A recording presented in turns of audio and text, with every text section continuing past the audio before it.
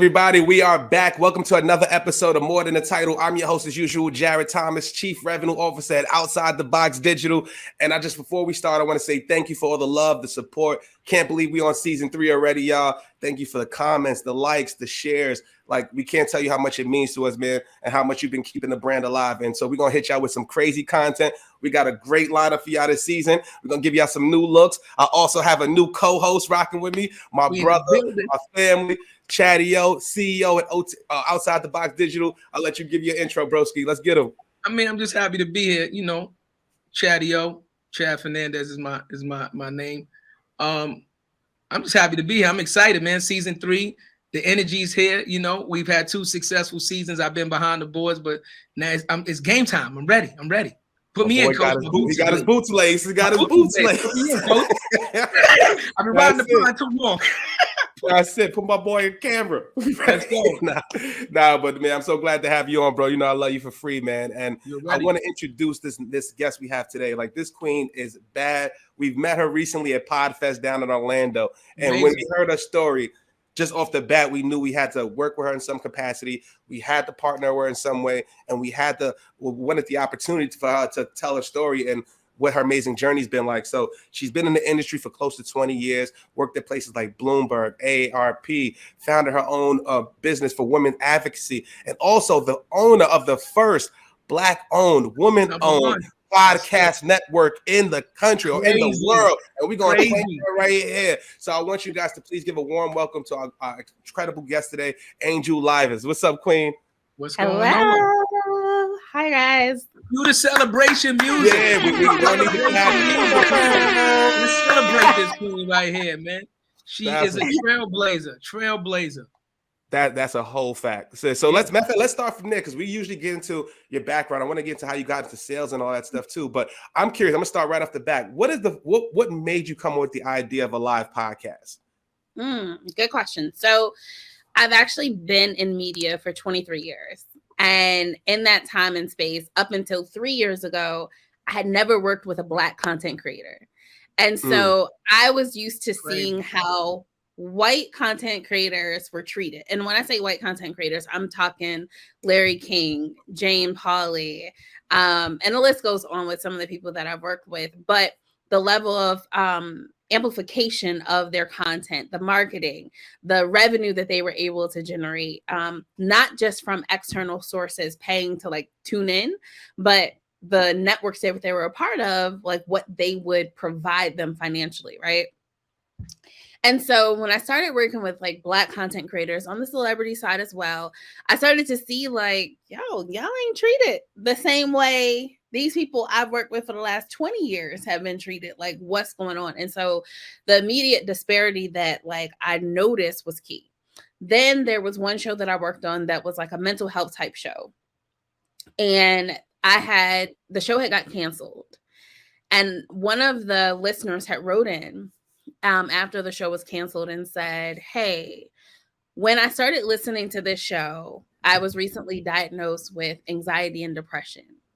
He was like, I couldn't afford therapy. So this became my weekly accountability partner. This show became where I would check in every week to make sure I was on track. And he's like, now that this show is gone, what am I going to do? Where am I going to go? I can't afford therapy. I can't like just go and get help. And so that hit me like real hard, because I realized a lot of times like these large companies, they're just looking at the bottom line, like how much money are they generating and all of that. But for the Black community, I feel like a responsibility is there for us to have content and entertainment for people who need an outlet, who need a place where they're actually being healed. And it's more to them than just like a hee ha ha moment, but it's like healing, recovery, and being able to move forward and pursue their dreams. And so out of that experience, or those experiences, Alive was birthed. That's real, sis. That's you hit on. That's a major problem, right? The way the Black creators, first of all, the creator economy, right? the way Black creators are being paid, the way they're being amplified versus white content creators. And I've seen it myself, you know what I mean? So, but the problem is there's no transparency. So how would somebody like myself as a Black content creator know what John Smith is making or how his treatment is? And then what I'm curious for you, sis, is like, you saw this, but what made you want to get on the front line? Because it's so challenging to wave the flag and talk about something that nobody wants to talk about. And you created a business around it. Well, for me, it was, this is my playground. Like, I've been doing it so long that it's like second nature for me. And so while a lot of people dove into like the podcasting space, especially during COVID, that wasn't my truth. Like, this is literally like, I've worked in media, specifically audio and video production, but like radio for since 2000.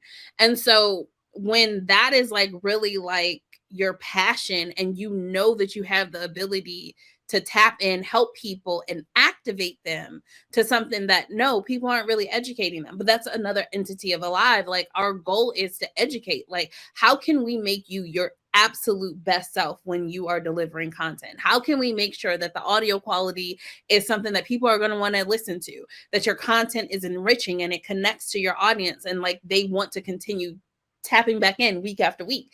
Like, those are the things that are key. And so for me, it was a no-brainer. It wasn't a sit back, ooh, who gonna do this? I was the person chosen for it. And it's just up to me to step up to the task and execute. So that's real. I mean, listen, I mean,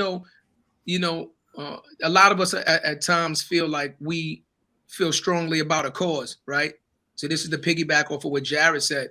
But there's a big difference between, and this is what's happening today in society in general. You can feel strongly about a cause, and a lot of people feel strongly about a cause, but it's who's going to take up the mantle. Who's going to be that first one to say, I'll stand in front, I'll take the hits, I'll take the, the beatings, I'll take the criticism that is going to, when you're in the front, you take everything. You got to have big shoulders. You got to have big shoulders. You could, because now that what you said was, not only am I going to do this, but I'm going to be the face of this, right? So I mean, congrats to you, because that puts you in a very delicate position, because now technically you're like, I'll be the martyr for this cause. Yeah, you understand? And I'll be the martyr for this cause. To go back to the question, also, I think the reason why I knew that I was the person that could do it, and this is like one of those investor questions, like, why are you the person that we should invest this money in? Like, what makes you think that you can execute this better than somebody else? I have the accolades behind my name, like, because of the people that I've worked with, because of the awards that we've won throughout the trajectory of my career. Like, even last year when we first launched Alive, like one of the shows that I created under construction with Tamar Braxton, we were up for an NAACP Image Award, and that show is on our network. So nice. That's why, like, it's not, again, it's the showing and proving, like, I didn't just get here. I didn't just say, oh, I want to do this. I've worked my butt off to be in the position to be able to help others now. And so now that's the social responsibility that I have, not only to myself and my family, but to my culture. That's real, sis. I love that, sis. And you said something else that I wanted to touch on that's super important, is the investment money, because the reason why that's so important is that Black and minority groups are less funded, especially in the tech world, right? So I'm curious, what advice would you give to other, Black professionals, entrepreneurs, to help get investment or seed money to start up their next big idea? So that's a great question. So last night I was with the CEO of Monumental Sports, Ted, and Ted actually started AOL and all this other stuff, right? He owns the Washington Mystics, the Wizards, the Capitals. And one of the things that I said big bank. Oh yeah. He's big the whole bank. time, right? Yeah, big bank. The thing that I appreciated from him is, like, he shared his early stories, like his moments of failure, the lessons learned. And the one thing that he said, even around investing, a lot of times people are trying to go after the $100 million, but what they don't realize is, like, your level of ownership is completely diluted when you're constantly getting all of these investment dollars. However, if you need the investment, be authentic to who you are, what it is that you're doing, know your differentiators, and know, like, hey, know your numbers. Like a lot of us, we know our ideas, but we don't know, like at the end of 2 months, how much revenue should you be having?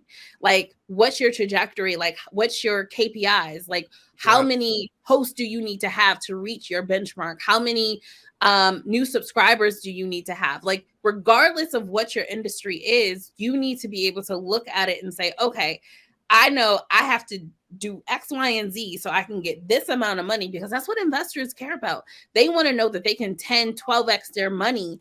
Like, they don't want to know, like, oh, I doubled. Okay, I could have, did the stock market for that. But like, how can I help a startup and really invest in community and what it is that they're building and really be a shareholder in something like amazing? And so like that comes with like, so for me, I was really proud because I knew nothing about Techstars when I got into it. And this is so bad. But like, we became a Techstars portfolio company after 5 months. Like, we got accepted into Techstars after our company was only 5 months old. Nice. And so most of the other people who were in the program had applied to Techstars like 3 and 4 times and was rejected, didn't get in. And this was like, they're like, okay, this was my last time applying. And then they got in. And so for me, that was like another testament to what Alive is and what the vision for Alive is, and being able to articulate it. And that's the other thing. A lot of times, like, we have these ideas, but we don't know how to speak clear English to articulate what the vision is, what the takeaways are, and what is it worthwhile for the investor or the listener or the consumer. If you can't articulate. Let me touch on that though. Let me touch on that, because it's something very important that we have to add to that, right? Mm-hmm. There's a big difference between a person that is creatively just explosive and somebody who is proficient in education, right?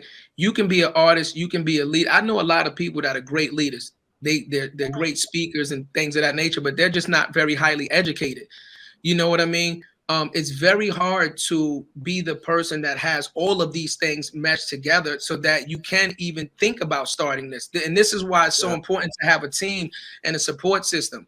I tell people all the time, like, you could be the greatest person in the world, but if I have the greatest team in the world, we're gonna outwork you. We're gonna outdo you, because it alleviates some of the pressure, or a lot of the pressure that one person has to try to figure out so many different avenues. Think about everything you just said. Everything you just said is a different avenue of education, right? You could be in media and understand media, learn programming and this and that, and you can learn that, right? Then you have to learn business, then you have to learn tech, and then it's so much information that it can overwhelm you. And that's what happens to a lot of people that are just super creative. They have the ideas. How many people have you ever talked to that have billion-dollar ideas, or see something that came out like, yo, I thought of that 20 years ago.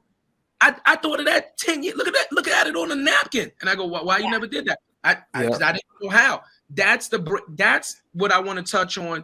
What I think is so important that we are lacking in our community in general is the connection between having the idea to do something and the knowledge to execute it, and to at least get it started. I'm not saying push it all the way through, right? Yeah. But too many times, our community, we spin our wheels because we get fed misinformation, or we don't get information. So we spend so much time trying to look for it or trying to figure it out that a lot of people just end up giving up. Yeah. I want to say yes and no. You have a lot of people who have great ideas, but they're not interested in the execution. Facts. Of the idea. Okay.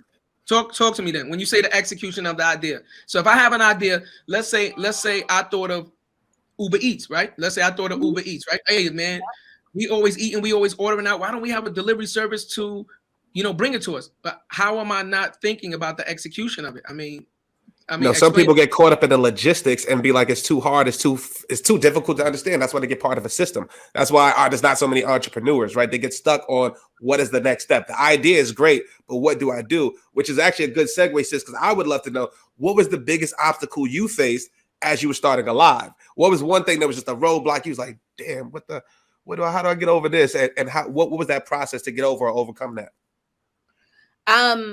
Okay, so for me, the biggest obstacle was tech. Because to like what Chadio said, I know media through and through. I know business through and through, right? But because I am not a techie, like it lends opportunity for people to use you and just say that they can do all of these things. And you're trusting, because if somebody were to come to me and be like, yo, I need help sis with like X, Y, and Z around media or a podcast or starting a commercial or whatever, I can tell you A to Z, like what you need to do. And if I need to execute it, I can do that. Yep. The disparity that exists between founders and techies is like ridiculous. Mm-hmm. Like so I've gone through, It's a whole different world. That's what I'm saying. Like the information is so different. It's like, it's a totally different. Right. And so, like in my case, I've gone through 3 tech developers. I've had a CFO that I no longer have. I had a tech company that I was working with that I'm no longer working with. I had a backup that like, I'm like, yo, what are you doing? And now I'm like literally on my 4th developer in a year. My 4th developer. So if I'm on my 4th developer, just imagine how much money I've spent. I've spent like some bank now. And look at this. And that's at the level that you're at. See? And that's at the level that you're at. So imagine now somebody without the resources that you have, somebody without the connections that you have, and without the not only the information, but the expertise to realize this ain't working and be able to pull out while you know what I mean? Yeah. Yeah. But you also, another good point is that most Black entrepreneurs wouldn't even have the investment or the capital to make that one mistake. So that's the issue. Like, how do we get past that one mistake? And like you're saying, you're working with devs, you're working with people talking about SEO, coding, all these different things. You're like, damn, I need you to know your shit and be on top of it. I can't go for a round 2 or round 3, and it's taking our time to go to market. It's taken away from time for delivering to customers and all these different things, and you still went through it. So that's why, and even that's why actually the investment question, because now if I'm an investor, like you have to go through that, right? I heard a real line and it made me think of you when you just said this. It was greatness is birth at challenge, and with greatness is birth at challenge and struggle. Mm-hmm. And that's basically what it is. Like you have to go through that shit. You have to go through the project. You have to go through the bad devs to know what a good dev is. You have to know what a bad investment is to know what a good investment is. You're going through it. And that's the real part. So I applaud you for it, sis. Real talk. Yeah. Like, I mean, anybody who is like going through like that, you want to build a tech, like you have to make sure that everything is documented. Mm-hmm. So I'll give one example. So we were having a conversation with the devs team and I'm like, okay, it's a podcast, right? So I was like, we want to make sure that there's ads integrated into the content. Now it's my fault.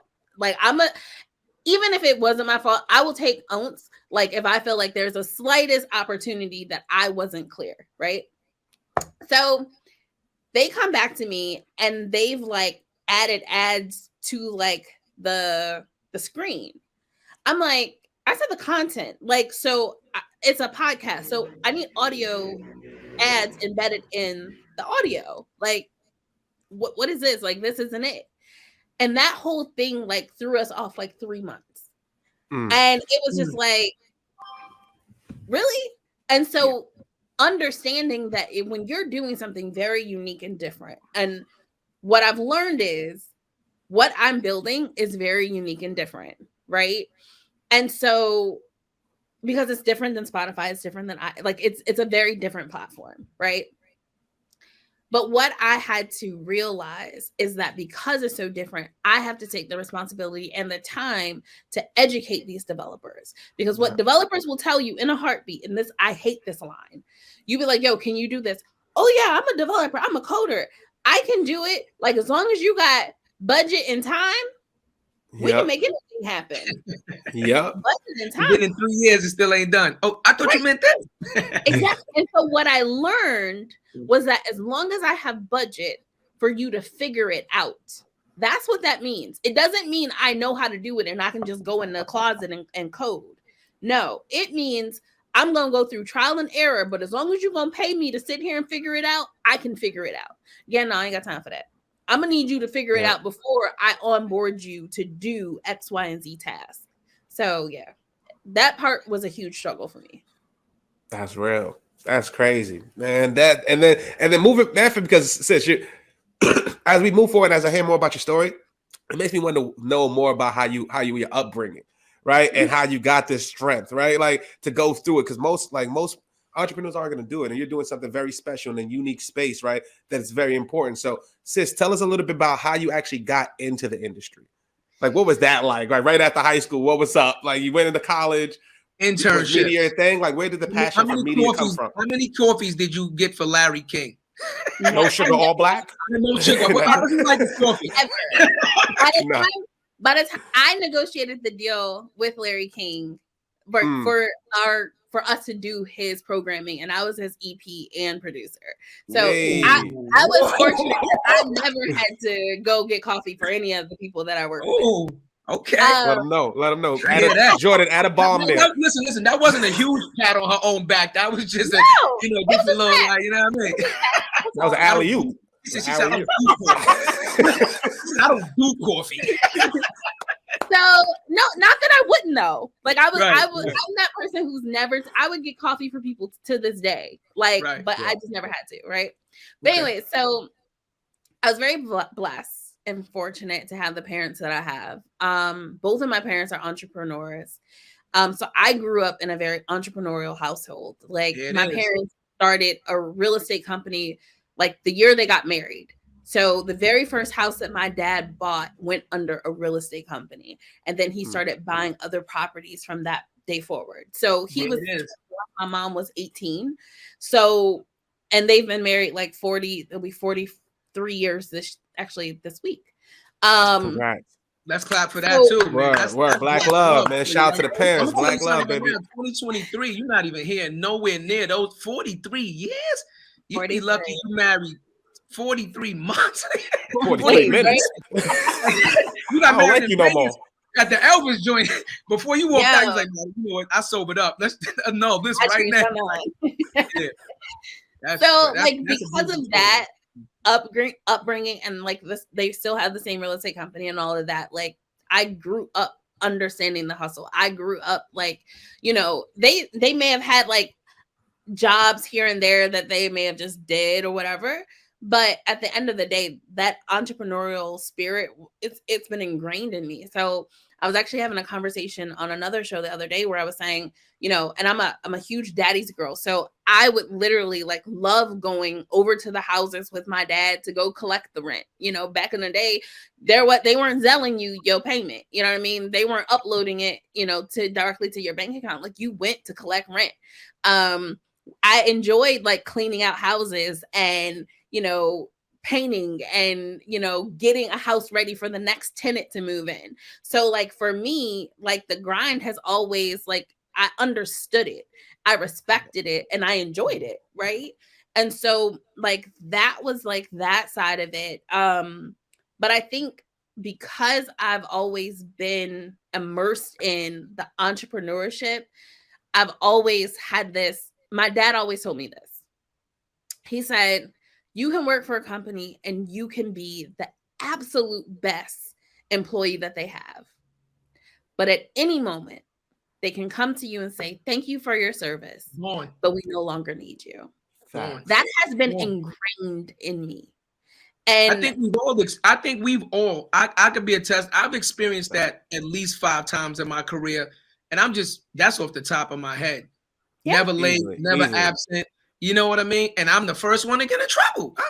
Ain't nobody else here. If I leave, you get nothing done. And yeah, absolutely. That's right. And Matt, I know, part of your journey, you've experienced this to get you to this point too, Jared. Absolutely. Yeah. We all have. Like, and that's why we start our own. We want to set, first of all, I want something sustainable for my kids, right? If I can't go in there 18, I'm a top performer and I'm selling X amount of millions for you, and I can't bring my son in and train him and get him a job, then there's nothing else for us to talk about. So like, and I've experienced, and it's definitely in tech. It's so up and down. It doesn't matter what it is. It's too much politics. It doesn't matter. You can be the top performer, all that stuff. So you're absolutely right, Angel. But I'm curious too, sis, like why not real estate and why media? Because that seems like you had the layup. I do have a real estate company. Oh, okay. Cool. Dope. I do. And I no, that's like no chance for that. Just so you know, I'm on the side with a bullet notes. And she owns this, owns that. I'm just keeping tabs. At the end of the day, I'm gonna just let you know your accolades. How many accolades we got? No, I mean, it was just it made sense. Like, I remember like right after college, my dad called me and was like, "Yo, there's all these houses in Detroit that are going on auction. You should grab some." And I was like, "Okay." And so, I mean, my dad is right there. He knows the blocks. Like, he knows like which ones ain't that bad that he can run in there, throw a team in there, fix it up, get some renters in there. Right. And so that's essentially like what happened. Like, so I bought like a few houses, put them under a company name. My dad was like the property manager over them. So yeah, like, I mean, I have that side of me too, because I know real estate. My mom's a broker. So there's like elements that she adds to the company and things like that. But at the end of the day, the thing I also appreciate about my parents, like they never forced anything on me. Yeah, like that's key. Real estate wasn't my first love. But you got the cheat code. I gotta jump in. I love the story, but you got the cheat code. You got the cheat code because what's the cheat code? The cheat code is what me and Jared are trying to accomplish, is what your parents have already done, and which is create generational wealth. Even if your father didn't help you buy anything, by him even doing what he was doing, by him showing you that he manages. But I'm showing you something, right? I'm showing you something, right? Because that's super important that you said that. We cannot move past that. By you growing up in a household and not seeing your parents work a 9 to 5, right? With you understanding that there is a life and a possibility of being your own boss, right? They're putting the seeds in your brain early that you don't have to be a worker for the rest of your life. Where we come from, most people, you know what they want to do? They want to get a city job. They want to get a city job. You know why? Because of the stability, because their mother got a city job. So that's why he asked you, why not real estate? Because, everybody's family's a doctor, they go into medicine, everybody's family's a lawyer. It's the same thing. If everybody in the neighborhood is playing it safe, or, have city jobs or safe jobs, then that's the message that they're going to teach to their youth, even subconsciously. Because even if you don't say nothing, if your child watches you get up every day, tired, go work for whoever you work for, come back dirty, you complaining about the money, you get fired, that plays in their mind. So when they go to think about a career or development or anything like that, that's the first thing they're going to think about. But it's nothing wrong with the cheat code, right? It's nothing wrong. This is what we need more cheat codes in our community. We are aspiring to create this cheat code for more people, but we have to acknowledge that was the springboard for you, right? Because before you even knew what you wanted to do, you were being programmed to say it's possible. It is possible. And that right there is what we're missing in our society, is the fact that a lot of our children don't understand that it is possible. Yeah, but I was gonna say, I had it on the flip side though, bro. Yeah. For people who don't, especially in our community, who might not have it. Like, I was fortunate to have both my parents, sis, and my mom was an assistant principal. My pops worked from 7 in the morning to 12 o'clock at night for 27 years to retire to put us through parochial school, straight up and down.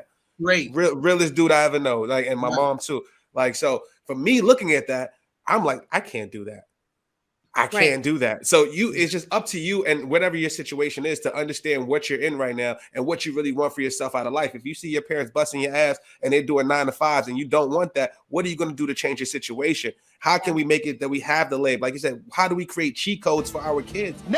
We need this shit. We absolutely have to. So that's why I love that the chat honed in on that, because that's so important for us. It's somebody out here probably listening to it, it's like, I don't have the cheat code. What the hell do I do? Angel, I want to start my own thing. What do I do? But it's mindset. But it's mindset, though. It's your mindset. And what's so important about understanding what the cheat code is, it doesn't mean, when we say generational wealth building, we don't mean just money. A lot of it is education. It's education. And exposure. Yeah, and exposure. Absolutely. Absolutely. So like you said, you was exposed to it. It got your juices flowing. It got your energy. So when you had the opportunity, you're like, oh, I'm ready. I've been doing this. You know what I mean? But I just wanted to ask you a funny story. So, back in the day when you said you was you said Detroit, right? Mm-hmm. Well, I didn't say Detroit, but yes, Detroit. You didn't say Detroit? I didn't say anything. I could have sworn you said when you came out. I thought I heard you say you bought a house in Detroit. You said when you came out of college. Oh, I did buy a house in Detroit, yes. Okay, I'm about to say, I thought you said when I was riding with my dad in Detroit. I'm like, I didn't say that. So let's go back to your dad. I just want to hear a story real quick. So, back in the day, it wasn't no Zelle, no Venmo and all that. tell us a funny story. Have you ever knocked on somebody's door and they turn the lights out on you and act like they wasn't there? How many times have you tried to go collect rent with that and nobody answered? I know you got a story where nobody answered the door. You can hear him walking around inside or something. No, so my dad was really good about like calling and letting them know like he was coming, or they would call and let him know, like, yo, Mr. Todd, we got your rent. Okay. So that was kind of like the process. Now, no, there were many no horror stories. No, nobody. I think the horror stories were more like you came for the rent and the pit bull came out the door. No, I think the horror stories were more like just how trifling people live. Okay. Like if you ever like have to like put somebody out, but you see the way they're living, right? You're like, hold up. Even and okay, so I have one horror story. You're a child at this point, so you're processing this as a child. That's what I'm saying. Like, yeah. It's different for you to process it as an adult that understands business and blah blah blah. But you're like you said, you were a child learning this, so obviously to you that looks different. It looked real trifling. I was like, "Oh, people live like this." Like it was really bad. Right. And I will say, okay, so when I bought my first house, I was 23. I bought my first house in Maryland. And when I was about to get married, I started renting it out. And just because, that cycle of, okay, I own it, I'm going to rent it out. I had a tenant and I thought she was going to be great, right? She didn't have any kids. It was just her and her boyfriend. Right. I remember, like, one of the things that I had in my contract is that I will do random visits just to check on the status of the house because I didn't want what I grew up seeing, right? One day, I went over for my random visit. I almost had to call the cops on this lady. Like, she was like, oh, she was ready to fight me. I'm not letting you in. I'm like, it's in your lease agreement that there'll be random checks. Like, I'm not trying to, like, I'm not taking nothing. I'm not, girl, and you behind on your rent. So, did you have a key? Did you just walk in on them or did you actually knock? No, I wouldn't do that. Like, I knocked and, all that. She came to the door. Okay. And this was my red flag. I looked and, like, when she moved in, this house, like, it was completely renovated. It was beautiful, right? Right. It is all of this, like, hair cake, like, literally, like, the door cracked and it's all of this hair caked in along the baseboards. And I'm like, hair? Like from a dog or like from like weaves, like bad weaves? I couldn't tell. Like, I couldn't tell if it was like hers or an animal's. But, like, as soon as you open the door, why is it that much hair caked into the thing? So that really triggered my, like, I need to come in. Right. I had to go through the police, Anyways, when I finally got in that house, when I say I had to take out an insurance policy to redo that house, like, this woman, she let her animals, like, dogs, like, it was a mess. It was so bad. Yeah. It was so bad. So was that the reason you was like, F this, I'm going to media? That's when she quit. And said, I'm not doing no more real estate. No, the media was TV shows look like. No, like, I mean, that was in my 20s, but, like, I was already in media. Like, by that point, I had a degree in broadcast journalism. I think I was on my second degree. But, like, media for me, it was, so I was that kid that always got in trouble for talking. I always had great grades. Like, I graduated magna cum laude. I graduated high school with honors. Like, I just talked too much. And so I was like, okay, well, how can I make money doing the one thing that I love doing? Or can't stop doing it. What? I said, or can't stop doing it. Depending on who you ask, right? Jordan's bomb that, edit it. Joking with you. Bomb it, edit it, cut it out. No, joking with you. Okay. No, but, like, it literally became, like, I remember, like, people used to make fun of the way I talk because they were like, oh, you sound like a Valley girl. Oh, you sound like a white girl. Like, we don't know if you black or white. Like, what? I used to get made fun all the time. And I grew up in the suburbs of Detroit. And so now I look back on that and I'm like, yeah, the very thing y'all was making fun of me for is the main thing that I'm making money from. Mm-hmm. Facts. Yeah, I love it. I love that. But I want to talk about that too, because I used to do the same thing. First of all, I did it intentionally in sales. So I'd be that way. I know you ever seen that meme where it's the Carlton Banks, like at work, you got the Carlton Banks, and as soon as you get off work, it's the Tupac. You seen that meme before? Yeah. That's me. That's me in a nutshell. That's me in a nutshell. So when I go to work, right, it's the phone voice, right? I'm talking to somebody. It's, hey, how are you? I'm Jared Thomas. Oh, I know the phone voice. I've made fun of you for the phone voice a couple of times. Yeah, I've made fun of you for that a couple of times. But real talk, once I stopped that, I made more money than I ever made in my life. I just stopped. Once the pandemic and all that shit hit, I was just like, yeah, I'm over it. I'm going to show up as me. I'm going to show up with the hoodie, the hat on. If you don't want to do business with me, if you don't see through this, you weren't going to do business with me anyway, sis. But I'm curious, like, what would you say to other, like, at least Black females or other Black younger, professionals? Because I always preach authenticity. I preach get away from that, get away from the phone voice, be you, because we're so naturally dope that we can do anything the hell we want, right? So, like, I'm curious how you feel about that, because you're saying the phone voice worked and also made you successful. But do you feel like you're at a point in your career where you could stop that? It wasn't a phone voice. Oh, okay. Sorry. It was just how I spoke. Oh, wait, my fault. I thought you was doing it purposely. My fault for the money. No, my bad. Don't cut that out, Jordan. I said you can't help it. Didn't I say that earlier? I said you can't help it. Her natural tone is money. Her natural tone is Mariah. Always talk like you know what I'm saying? That was the thing. Mariah, you can't turn it off. You know what I'm saying? That was literally how I spoke. Like, right. That's real. It's like this all the time. And so when people would say, I'd be like, well, I don't change. Like, this is it. Like, whether I'm sitting at the dinner table with my family, this is what they get, or I'm on air. That's love. I got a question to piggyback off of what Jared said about the authenticity. This, for me, comes up a lot. I've been in the music industry for a long time, and we've had this conversation a long, long time, and you touched on it before. Again, I understand authenticity, but I have a degree in business as well, and I also understand business, right?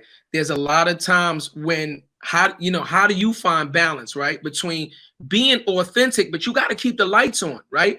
You want to be authentic, but you got to keep the lights on. You want to be authentic and you want to put out what you feel like is your best creative material, but you want to do deals with these companies that, let's just air quotes say, are not in the same demographic or regional basis understanding as you are, and you have completely different views, right? How do you balance that, right? And when do you, and I'm gonna ask you straight up, like, have you ever been like, listen, I might have to sacrifice the creativity for the bag? You know what I mean? Because we got to keep the lights on, like, because at the end of the day, if what you're doing is to promote this, if what you're doing is to take the mantle and be the front and be the voice, you have to still keep yourself in position, right? Sacrifices sometimes have to be made for you to stay in position, for you to keep this movement going. You know what I mean? So have you ever, kind of like sacrificed the creativity for the bag? You know what I mean? To keep the lights on.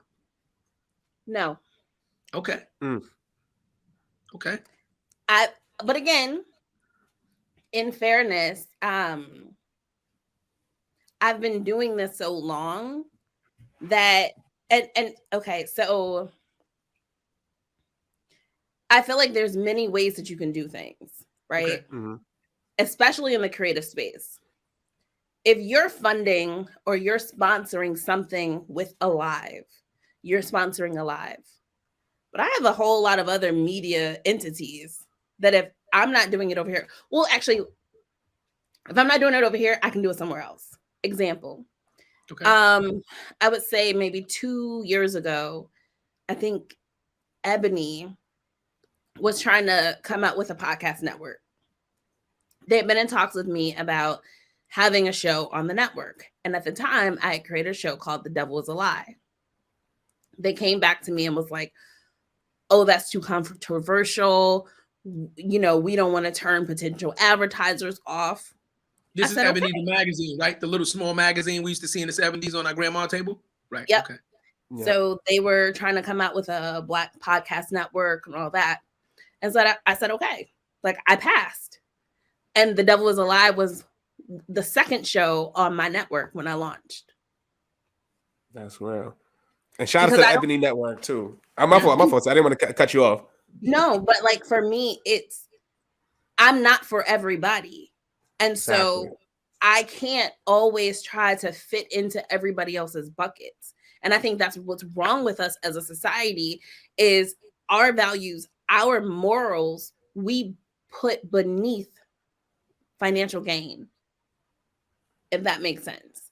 Or maybe not financial gain, but what about just financial stability, or just enough finances just to eat? You know what I mean? Like, so I think if you're in a situation where you gotta eat. If you're in a situation where it's life or death, you know what I mean? Like, okay, you're gonna have to put your pride aside if you don't like, if you gotta create content about horses and you really could care less about horses, but it's gonna put money in your pocket. Right. But that's not changing your values. Like, even, and I think it depends, like, because I feel like you, as a creative, you can create content around things that you don't believe in. Like, I've worked with a host that was an atheist.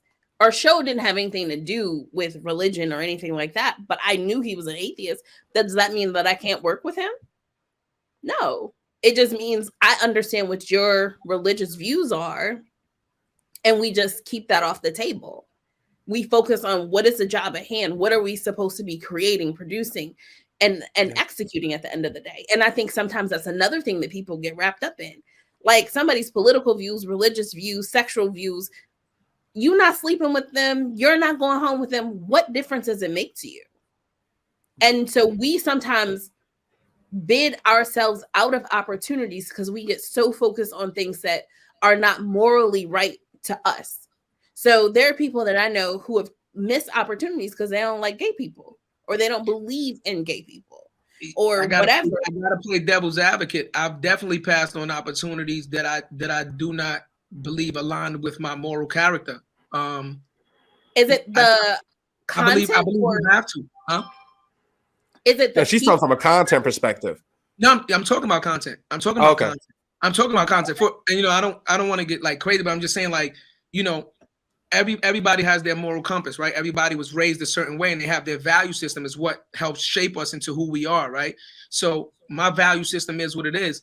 If somebody's coming to me saying, listen, I know you need this money, but I'm putting out this content, and I go, I can't support that, because even if I'm not doing it myself, even if I don't believe in it myself, if I put my name on that and I help produce that and put that out to the masses, I'm just as bad.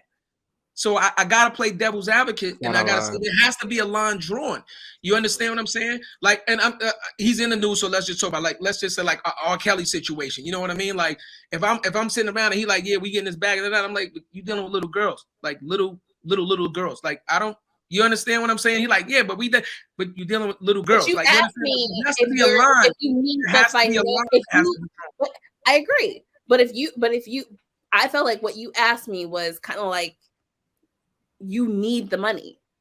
Like, no, I feel like there are certain times where people feel like their backs are completely up against the wall, and as long as they're not doing anything illegal or whatever, then they're gonna be like, yo, like, am I about to lose my house and me and my kids gonna be on the street and have to be homeless, or am I gonna do what I gotta do? Huh? No, but that's exactly what I'm saying. But I'm saying that's exactly what I'm saying, because if you listen to a lot of success stories, right? Remember, like Tyler Perry used to sleep in his car. You understand what I'm saying? Like, there are people that have lost their houses trying to be entrepreneurs, right? There are people that have lost everything. Like, entrepreneur is, French for risk, right? Risk, right? Taking risk, okay? So the word itself is derived from risk, right? There are people that have lost everything trying to make this dream come true. So I'm saying, like, even at that point, there still has to be a line, in my opinion, that you should not cross. That's just my opinion. I'm just saying, I can see how some people could. You asked me, had I said no. Right. And I gave the example of like a situation, but I wouldn't judge somebody if that was something that they did. Got you. Yeah, you gotta do what you gotta do.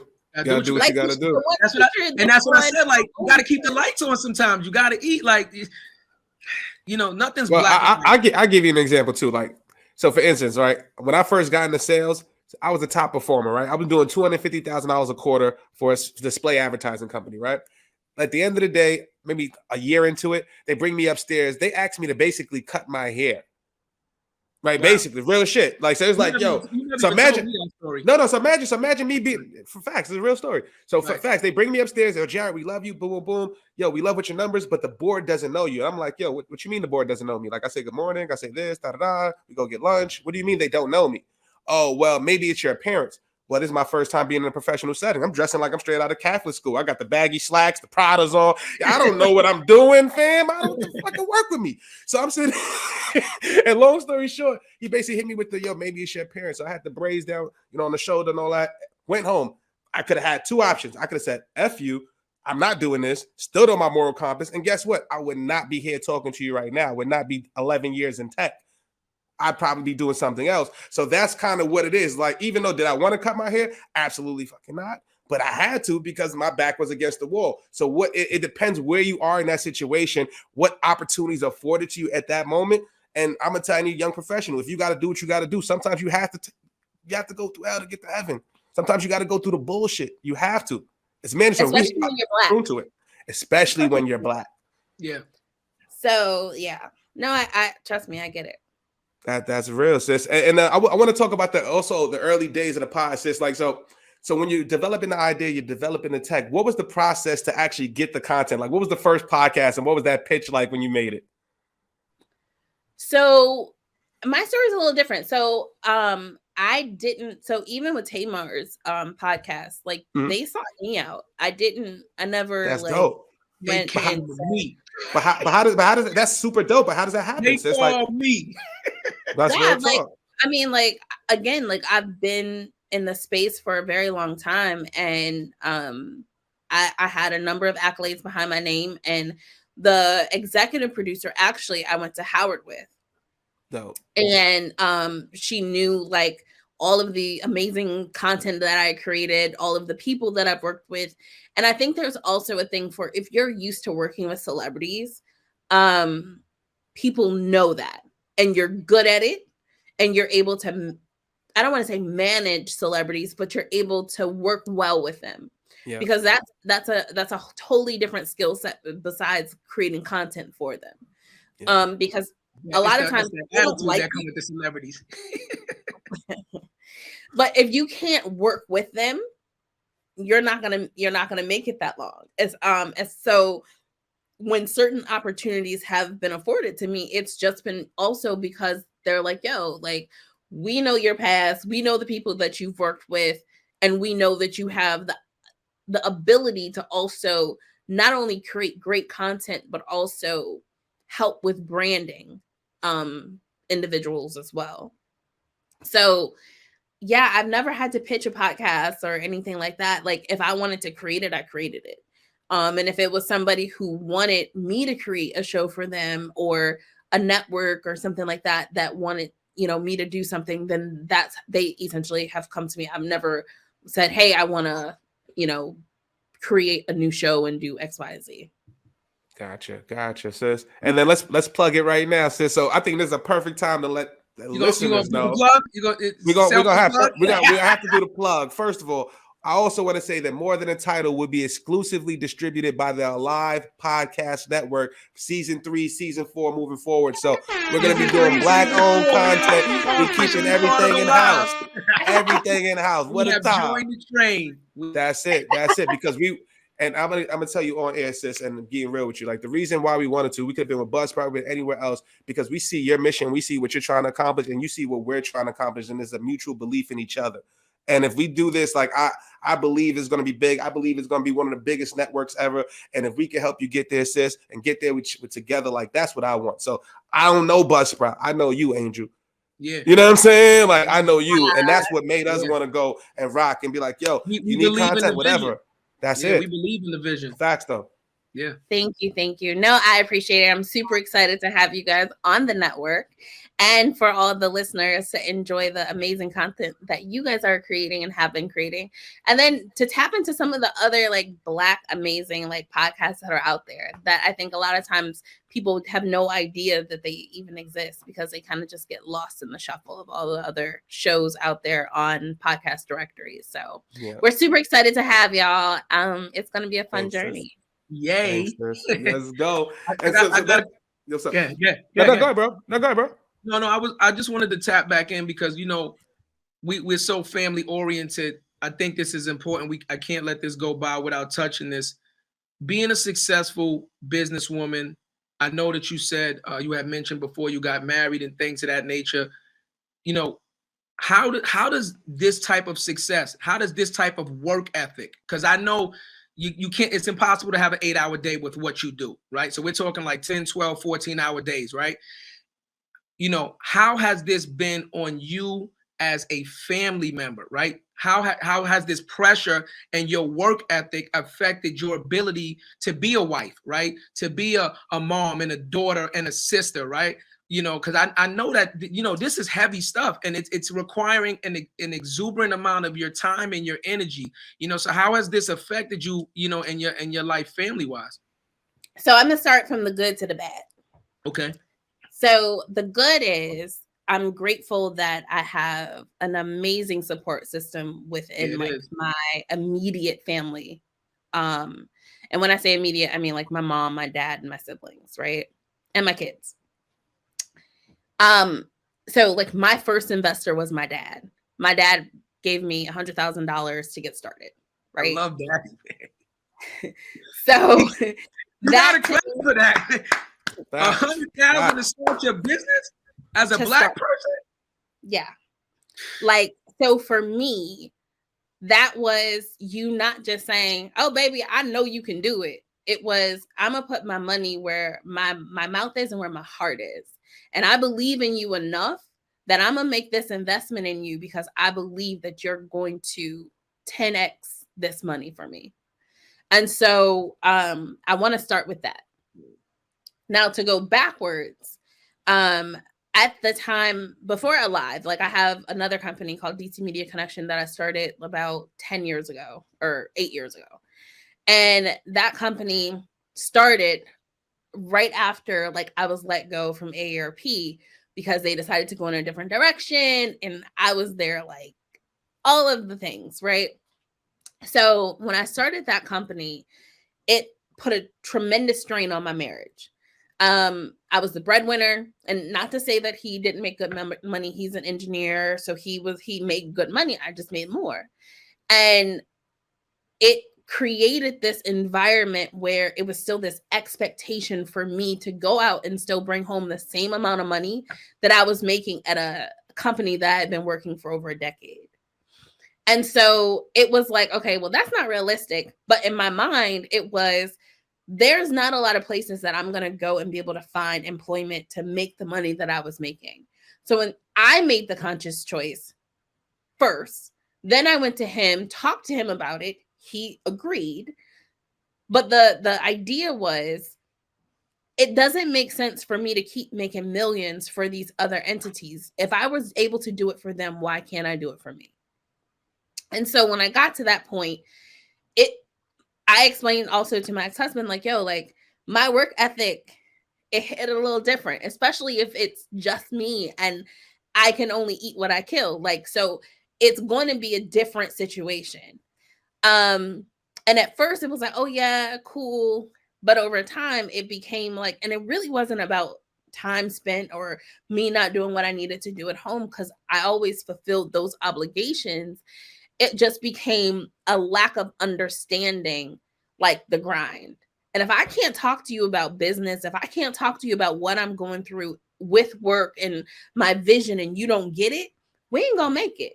And I think that's true whether you're a man or a woman. Like if you're with somebody and they just don't understand your hustle, they can't respect it, then it hits you in a way where you feel like you're completely in isolation and doing things outside of your marriage. Like you're in silos, like you're living a double life. Like real talk, like I had events and I was like doing all types of things. It got to the point people did not believe I was married. I had a ring, everything. Because you was going by yourself? I was always, and these would be my events.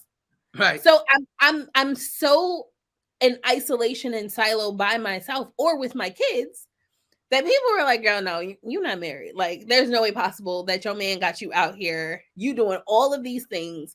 Like, you in rooms with billionaires and millionaires, and he not. But over time, like, it just weighs on the relationship, and you just have to make some decisions. Like, is this the way that I want to live my life, or do I want to do what matters most to me and that I feel like is my purpose? And when I say most to me, not to say that the relationship doesn't matter, but at a point in time, I was going there. I saw your face. I saw your face. Going there. It's not that the relationship doesn't matter, but when you, in my case, the only time we would have conversations where he would ask about my company is if I got a contract, and he would just say, well, how much is that contract? That's the extent. That would be the extent of it. Yeah, damn. That's not it. That's no real support. That's tough. Yeah. Yeah. But I got divorced, so I'm good now. So I'm, I'm glad. That's real. I'm glad you asked the question. That's so real. That's real because, again, you touched on the fact that your mother and your father are still married, right? 4 decades, right? And you've seen them be entrepreneurs together, right? And then you get married and you go to become an entrepreneur, and you said, like, he's an engineer, but is he an engineer for his own company, or does he work for another company, right? So if he works for another company, then he doesn't have the entrepreneur mindset as you, and then the separation starts to happen. So it's important for our culture to understand that two things, right? So you gave 2 success stories. You said you can be an entrepreneur and still keep the family, because you said you've shown that with your parents, right? But it's also important to say, if you're doing something and you're being progressive and you're trying to progress something to a level that hasn't been done, then sometimes you might have to sacrifice your family dynamic to achieve that, to get there. That's very powerful, And I think it just may be, I think it goes back. I'm gonna go a little biblical real quick. I think it just kind of goes back to being like equally yoked. If this person is like on the same level as you, they get you, they understand you, and more importantly, they allow you to be you, then it can work. But like, if people are trying to put expectations on you to execute and do and be, and that's not who you are, and you've never given off that that's who you are, then you're creating an opportunity where it's not fertile ground, and so it's not going to grow. It's not going to be sustainable. That's real. That's and I'm glad you asked this question, bro, because that the family aspect is real. Like we go through that, but nobody speaks about that, right? And I'm also curious too. How do you deal with the pressure of the first title? Does that ever weigh on you? Do you ever get to the point where you're like laying down in bed one day and just like, damn, I've got the first woman-owned, Black-owned podcast network. What does that feel like? Like, what if it's the, you know what I mean? I'm an overthinker. You can tell us if you have a little small crown by your bed that you wear at night. No, you should. If not, we're going to get you more than the title one. We're going to get you with a live brand. With a live crown. You know what I'm saying?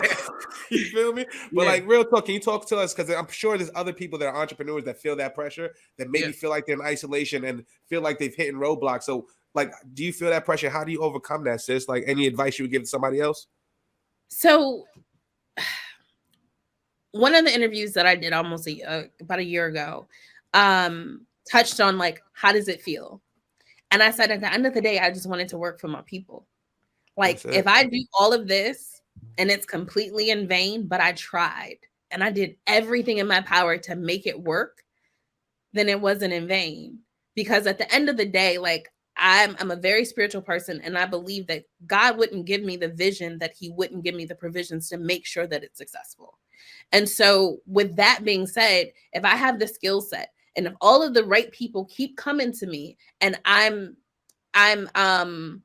using discernment with how I go about my relationships and who I allow to come close to me and who I allow to work with me and all of those different things, then there's a level of security that like puts me at ease and know that as long as I'm doing everything that I possibly can to ensure the success of and the investments, because like I said, like this hit a little different when your daddy invested in you and like, yo, I'm putting this in you and I'm telling you that I trust you with something and I'm trusting your vision and that you're going to be able to manifest it to the potential that you see it being.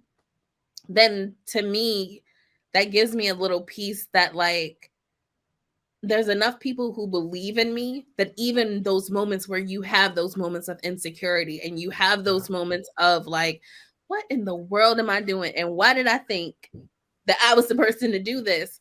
That you're reminded.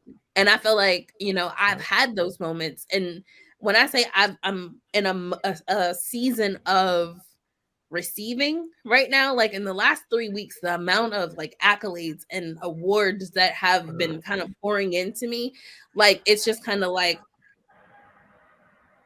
you're on the right path. It's a sign. Flowers time. It's a sign. Yeah. Flowers yeah. time. So, you know, when that happens, it's the reminder to keep going. That's real, sis. That's real. Like I feel that, sis. And like I'm gonna tell you on the opposite side how I feel as a creator. And some people don't know how it feels, and I want listeners to understand this too. You don't know how hard it is, like especially when you get a lot of views, like 100,000 views or something like that. Like every single day, you're getting people DMing you from around the world saying how awesome you are.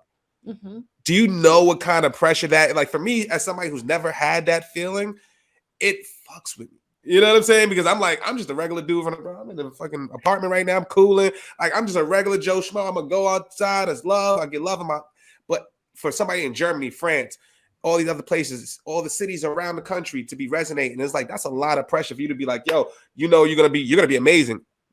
Really? What if I'm not? You know what I'm saying? What if I'm not amazing? Like, it's hard not to think about that, right? Like, do I create content? Am I trying to be somebody else? Is this it's so many different things. So I just want to let other people who are creators who are dealing with that, like, yes, you're gonna go through that. That's completely effing normal. But just walking your stride, like you said, you got people that support you. Like, sis, I'll be honest with you. I have no plan when I started the LinkedIn stuff. I had no plan when we started the business. And the way things have happened, it just shows it's a sign. Like for instance, like somebody asked me yesterday, I'm talking to Mary Webb. Shout out to Mary. That's my girl, the lady who created Flow from Progressive. We're talking about like brand. And she's like, what do you want in the ideal role? Now that you started your business. I'm like, yo, I wanted a blended role of sales and marketing. I'm like, there's none of that. So I started my own business. The very next day, a brand comes out and be like, yo, we want you to do a blended ass role and do this. And we're going to throw a bag at you. I'm like, the very next day, and then how we met billionaires and all this shit from LinkedIn is like, it's just been insane. So I was just curious, sis, how you dealt with the pressure. Cause I know I feel that shit too. I'm nowhere near, you know what I'm saying, where I want to be, which also leads to the next question. Like, but what does that look like for you? What does the mountaintop look like for you, sis? Like real talk. I know us winning, we win, we bring a bunch of listeners, say it pops off the way we need to pop off. What does happiness and success look like for you? Everybody who's been rocking with me, we all rising together. Like, I don't want to be at the top by myself. I don't want to create anything where I'm here and everybody else is like down here looking at me like, oh my God, I want to get there. No, like if I'm doing it right, if I'm doing it right, anybody who's rocking with me, we're all going. So my mountaintop is everybody that's been rocking with me. We're all celebrating and we're at the top together. That's love. That's love. But then can I play devil's advocate too? Or at least towards the top of the summit, because everybody can't be on the top. But that's why I was about to. Great point. I'm glad you said it. Glad you said it. But we can't take everybody. The summit. It's only but so big. So halfway up the mountain. Absolutely cannot take everybody. But for the people who are rocking with you, and when I say rocking with you, like alive, the way that our monetizations process is set up, it's so we're not above you. Right. We're all going. You know, right. So as long as we're growing, as long as you're growing, as long as we're doing our part and you're doing your part, then it's a collaborative effort to reach the mountaintop. So it's not my peak. You're going to have your own peak. But how can I help you reach your peak? Wherever your peak is, your peak might not be my peak. That's not for me to decide. But what my goal is whatever that goal, whatever your goal is for yourself and where you want to go, how can I help you get there? And as long as I feel like I'm able to do my part to help in the propelling of like who you are and what you're doing and how you're doing it, and use the things that I've learned throughout the trajectory of my career to help you get there, then I feel like that's my responsibility. But if I can't be true to who I am, and that's the hard part, like when they say it comes with a lot of responsibility, it does. Yeah. But it also comes with a lot of heartache, because when I have a huge heart, like I'm very giving, I'm very like, like I said, I want everybody to win, but everybody don't want you to win. And so when you see those moments hold that idea too, because I got a question for you right there. Yeah. Okay, when you see those moments of people showing their true colors, believe them. And keep it in your mind. It's not like you gotta completely I kind of cut everybody off, but like you don't have to do that. You ain't gotta be that person, but just know and believe like it's sometimes lonely. But you know, depending on where you want to go, where you want that peak to be, if you happy with that peak right here, then rock with the crew that's with you. Because they don't want to see, not they, some people don't want to see you outshine them. Yeah. That's very true. I'm glad you said that, because this is, you know, I've been dying to, you know, I've been waiting for this question right here. We got to hit this. We got to hit this question. When we talk about people that don't want to see you shine, and we talk about you being a champion for the cause, and I want you to be honest, right? So you are a champion for the cause. Our people, the Black and brown people. Who do you feel? Are you feeling like you are getting the support from the people that you are championing for, or do you feel like you're getting more support from other people? Because we talked about this the other day, where it's like, I'll give you an example, like, you know, I own a Black-owned company. Because it's Black, it don't mean it's free, right? Because it's Black, why do I got to give a 70% discount for you to deal with me when you're going to pay triple the price with a non-Black company? You understand what I'm saying? So, I want to know, how do you feel like you're championing the cause for Black and brown people? Do you feel like you're getting the support from the Black and brown people? Or do you feel like they want you to win, but now that they've seen you kind of win a little, they've tapered off and the support is kind of like wavering, and you're getting more support from, you know, other communities out there? So, again, I think I've been through some storms, right? And because this is not my first media company, like there have been times where I went through that, where it was like, yo, can you just do this? And I went through a season of just doing a whole bunch of stuff for free and a whole bunch of stuff that I did. Like when I first started, like my DC media connection, I used to like volunteer and just speak. But I will say this, it's come back to be part of the reason why I'm getting the Presidential Lifetime Achievement Award. Because it essentially right. So even though I was giving of myself freely during that season, almost 10 years later, I'm being rewarded by the President of the United States. Like, so I think that it just depends, right? Today, I feel like my people are rocking with me. I think they see the value of what's being created. I think a lot of times they've already been creating content and they're like, well, I'm already doing it, so it's worth a shot to see if I can make some money off of it.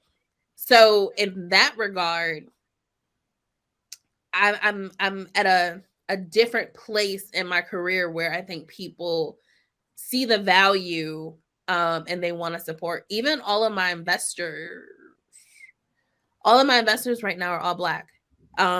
With the exception of Techstar. That is huge. Yeah.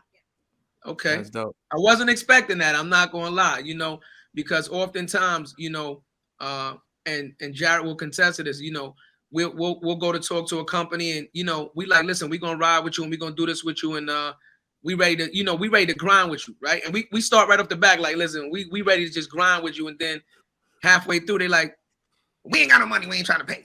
Like, wait a minute. You know what I mean? Like, wait a minute. Like, we did 3 weeks of talking and negotiating and all that for you to try to intern the whole company? Like, what are we talking about? Like, but it also comes with like the structuring, right? A live is structured where our hosts pay up front for the first year. So we get our money up front now. I'm not mad at that. Well, I'm gonna try something different. And I wanted to play with this idea, but I want to do it with you. I want to do a speed round. So I'm going to just ask you 5 questions, sis, and just let me know speed. Like, first question right off the bat. Let's go. What show right now do you have your eye on for the Alive Network? What other show? Any show in the world do you have your eye on that's like that you would love to have a part of the network? Actually, I want to start a show for Jennifer Hudson. Hey, I love Jennifer Hudson. Her story is crazy. Crazy. Her story is Yeah, I would love to start a podcast for her. Her story's crazy. That'll be dope. So we're gonna put that in the air. Jennifer, get in touch with the peoples with the live. Get in touch. Have your peoples contact her peoples. Bing bong. That's a plug, Jennifer. We plugging you. That's it. What song do you have right now in your playlist right now? What's the song that's your go-to? You need pump. You about to do a major deal. What song right now is in your joint? What hypes you up? What hypes you up? I love what is it? I just want to rock that song. You know what I'm talking about? What you want. The shoulders get the moving on you. Yes. Especially when they hit the "this ain't what you want" and be like, "Yeah, like don't come for me." Yeah, this ain't what you want. Yeah, got you. All right, two. I'm trying to fire off some too, cuz. Listen, I want to know. Give me a guilty pleasure. Give me something that you just love to do. That when you doing it, you know it's wrong, but you just love to do it anyway. Give me a guilty pleasure. What is one of Angel's guilty pleasures? Guilty pleasure. Yeah. That shit sounded erotica. What the? No, I'll give you an example. Like Jordan, edit it out. Call HR, edit it out. It's PG. I'm keeping it PG. Like one of my guilty pleasures is I love spicy food, right? I know I love spicy food. And sometimes, like they say, like Frank's Red Hot, like I put that shit on everything, right? So the other day we had tacos. I had Frank's Red Hot and I put jalapenos on that shit. And I knew that it was going to be good going down, but the next day I was going to pay for it. But I just can't help it. Like I just love to spice it. I hate bland food. You know what I mean? Like maybe it's the Latin in me. You know what I mean? The Stacobano. You know, it's the pachata. I don't know. Like I feel like I mean a guilty pleasure. Like everybody got one. Don't hide behind the veil. You gotta have one. Don't hit us with political. Honestly, like I feel like. Is it you like the chocolate in bed or something? Come on, it gotta be something. Like chocolate. Like I love to like. I don't know. Like I love to be on a plane. Like I will hop on a plane in a heartbeat. Okay, traveling. Like, change the weather. Traveling, yeah. One of your guilty pleasures. Okay. Yeah. Okay. All right. What's your biggest pet peeve in business? Okay. Scope creep or when people lie. Okay. Love that. There's so many. No, for sure. Let me ask you. So I know we touched on it before, but here's just straight up. Like, how many times did you get to the point? And every business owner goes through this, right? Especially as you climb the ladder. How many times did you get to the point in business where you fucking threw the pen down and was like, I quit. I'm not coming in the mall. I'm done. I'm not taking this shit no more. Like, I'm done. How many times did you get to that like final point? It wasn't your final point because obviously you're still here, but how many times did you feel like that pure frustration where you was just like, this is it, I am done? How many times have you felt like that? Never. Not with Alive. Okay. I was just about to ask if it's Alive. That's her baby. That's her baby. That's why. Yeah, because if it was at Bloomberg, shout out to Bloomberg. If it was them, it might be you might have walked out. Yeah. I mean, I've had other, but Alive, no. I mean, I've had frustration. All of the frustration has been around like the development type stuff. Right. But not to the point where I'm like, I don't want to do this anymore. Okay, so this is it. So what you're saying is Alive is it, right? This is all or nothing. It's Alive or nothing, right? We all in 100%? Oh yeah, it's all in. That's it. All in 100%. Well, that's it. All in. We all in. We all in together. Money. We all in 100%. We there for the ride. Alive. We here for the ride. We there for the ride. We here for the ride. We going to Pluto. Get your space boots. Tell Elon we need the charter. Facts. No, so I didn't even realize it was like an hour and some changes, but I do want to say thank you for taking the time to come out. Like, I feel like everything happens for a reason. I'm glad that we met you at Podfest. And first of all, shout out to Podfest because that shit was amazing. We met so many dope people. We had we had an amazing time at that conference. So shout out to everybody we've met down there. We definitely keep in touch with everybody. But sis, like, I love what you're doing.